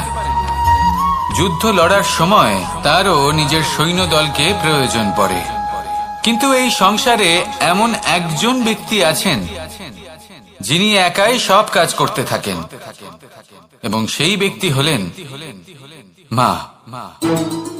আমাদের জীবনে একজন পিতার ভূমিকা কিন্তু নিঃসন্দেহে অমূল্য, কিন্তু আমাদের সকলের জীবনে যে ভূমিকা একজন মায়ের তা অন্য কারোর থাকে না। একজন মা একাই সন্তানকে বড় করতে পারেন, সংস্কারী করে তুলতে পারেন, তার জন্য পরিশ্রম করেন। আর এত কিছু কাজ করার পরেও তার কাজের জন্য তিনি প্রশংসা অবশ্য পান না। উল্টে যদি সেই সন্তান অনুচিত পথে চালিত হয়, অনুচিত কর্ম করে, তখন সেই মাকেই অপবাদের পাত্র হয়ে উঠতে হয়। আমাদের জীবনে মায়ের যোগদান কতটা সেটা বুঝুন, আপনাকে বড় করে তোলার জন্য উনি কতটা পরিশ্রম করেছেন সেটা বুঝুন। আজ থেকে, এখন থেকে, এই মুহূর্ত থেকে মাকে সম্মান করতে শিখুন। যখন সময় পাবেন, যখন সুযোগ হবে, তখন তার প্রশংসা করুন। ওনারও ভালো লাগবে। আর মায়ের এই মমতার জন্য, তার এই ভূমিকার জন্য আসুন সবাই মিলে আমরা তাকে প্রণাম করি। আর সকলে মিলে ভালোবেসে বলি, রাধা রাধা।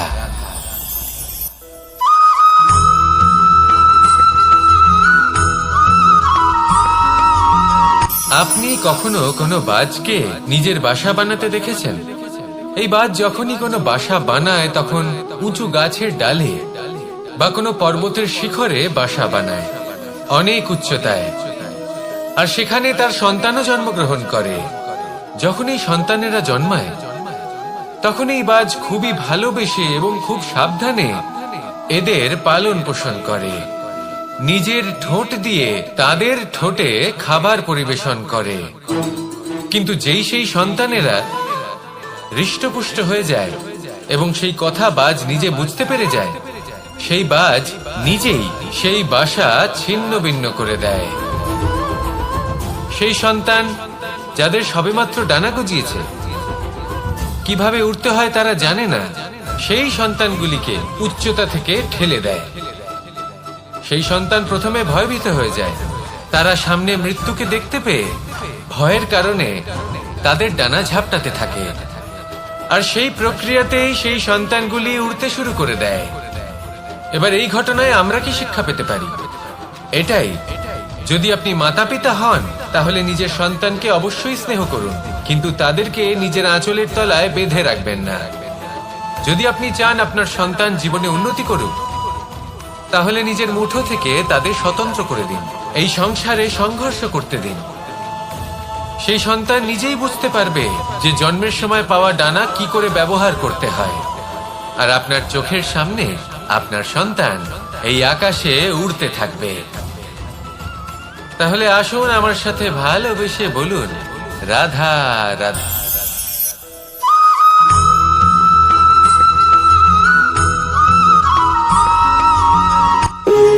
যখন মানুষের মৃত্যু হয় তখন কি হয়? অনেক সংখ্যক মানুষ শোক পালন করতে চলে আসেন। যে ব্যক্তি মৃত্যু লাভ করেছেন তার অনেক বস্তু থাকে যেগুলো তার প্রিয়, যেগুলো তিনি ব্যবহার করেছেন। তার শয্যা, তার বস্ত্র, তার আভূষণ সবকিছু তার থেকে বিচ্ছিন্ন করা হয় এবং খালি হাতে তাকে শ্মশানের উদ্দেশ্যে রওনা করা হয়। আমি আপনাকে এই প্রশ্ন করতে চাই, আপনি এই সংসারে কি অর্জন করেছেন? ধন সম্পত্তি, বস্ত্র, আভূষণ, এই সবকিছু যে আপনি অর্জন করেছেন, আপনার মৃত্যুর পরে তা আপনার থেকে দূর হয়ে যাবে। এর উত্তর হলো একটাই, আপনার কর্ম। শুধু সেটাই আছে যা একান্ত আপনার, আর শুধু সেটাই এই সংসার থেকে চলে যাওয়ার পরেও সংসারেই জীবিত থাকবে। যদি আপনি দুষ্কর্ম করেন তাহলে এই সংসার আপনাকে একটি অনুচিত উদাহরণ হিসেবে মনে রাখবে যে এই ব্যক্তি খুব পাপী ছিল, অনুচিত কর্ম করতেন। যে পথে তিনি চলেছেন সেই পথে কারোর চলা উচিত নয়। সেখানেই যদি আপনি সৎকর্ম করেন তাহলে সংসার চিরকাল এটাই বলবে যে খুব ভালো মানুষ ছিলেন, সবাইকে ভালোবাসতেন, সবাইকে সাহায্য করতেন, আমার খুব প্রিয় মানুষ ছিলেন। এটাই হলো শ্রেষ্ঠ কর্ম। সেই জন্য জীবনে শুধুমাত্র ধন সম্পত্তি, আভূষণ এই সব অর্জন করতে গিয়ে নিজের মনোনিবেশ করবেন না। শ্রেষ্ঠ কর্ম করুন। সংসার থেকে চলে যাওয়ার পরেও এই কর্মই এই সংসারে আপনাকে জীবিত রাখবে। আসুন আমার সাথে ভালোবেসে বলুন, রাধা রাধা।